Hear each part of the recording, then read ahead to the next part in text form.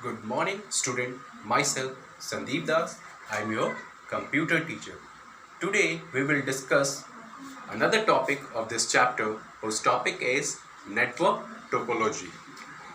It is necessary that the computer to be connected must have the access at the same network, sharing resources, data और information. ये सबसे ज़रूरी है कि हमारा जो कंप्यूटर कनेक्टेड है एक ही नेटवर्क पे और एक ही नेटवर्क से हम अपने फाइल्स, इंफॉर्मेशन, डाटा, रिसोर्सेज को कैसे शेयर कर पाते हैं on the network with the help of network topology. ठीक है. सो जब हम लोग नेटवर्क को तैयार करते हैं, when we create a network, all the computer are connected on this network and sharing their resources, files, data on this network. That is called the network topology. Network topology means it refers that the semantic description of the different nodes in a network. It determines how data flows within a network irrespective of physical structure.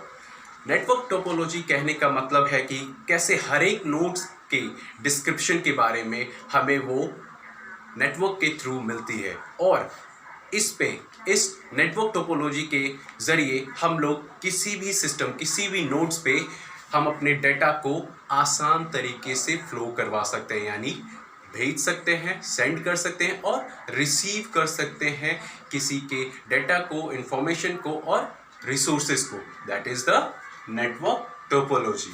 Okay, so there are certain network topologies are. The first one is point to point topology. Let's see point to point topology. It is the simple and the most conventional model of topology. ये सबसे आसान और सबसे best topology है model का. ठीक है, ये सबसे बेस्ट मॉडल है टोपोलॉजी का और इस मॉडल में आपको सिर्फ you see there is a two system are interconnected with each other. Okay, in this topology two system are interconnected.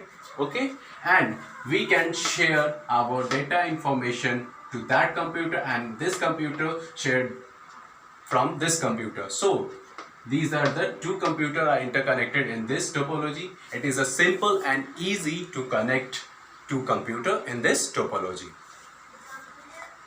For example, a computer system directly connect to the printer. आपका computer एक example के रूप में आपका computer printer से connected है तो आप डायरेक्टली क्या कर सकते हैं, उसे प्रिंट दे सकते हैं. ये एग्जांपल आपका पॉइंट टू पॉइंट टोपोलॉजी में आता है. In this network, a dedicated link is formed when two devices, a sender or receiver. इस नेटवर्क में एक ऐसा लिंक तैयार होता है. आप यहाँ देख रहे होंगे, इट इज़ अ लिंक. आप यहाँ देख रहे होंगे, इसे लिंक बोलते हैं. यानी एक ऐसा लिंक तैयार होता है दो सिस्टम के बीच में डायरेक्टली, जो एक सेंडर होता है और एक रिसीवर होता है. यानी एक सेंड कर रहा है और दूसरा रिसीव कर रहा है. या तो ये सेंड कर रहा है या तो ये रिसीव कर रहा है. तो दोनों में से कोई सेंडर या रिसीवर या तो सेंडर हो सकता है. यानी ये सेंडर होगा तो ये रिसीवर अपने सिस्टम पे कोई भी रिसोर्सेज को एक्सेस कर सकेगा इस सिस्टम से. So that is the dedicated link between the two computer. That is the point two point topology.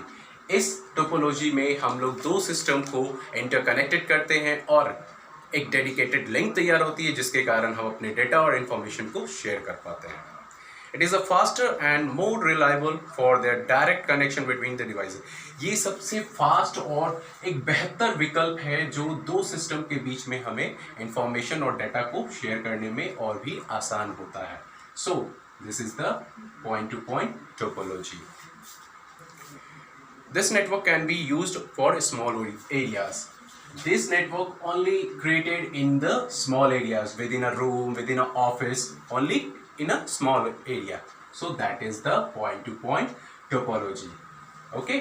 The next topology is bus topology. The next topology is bus topology. See, here is the figure of bus topology. There are certain systems are connected with the bus.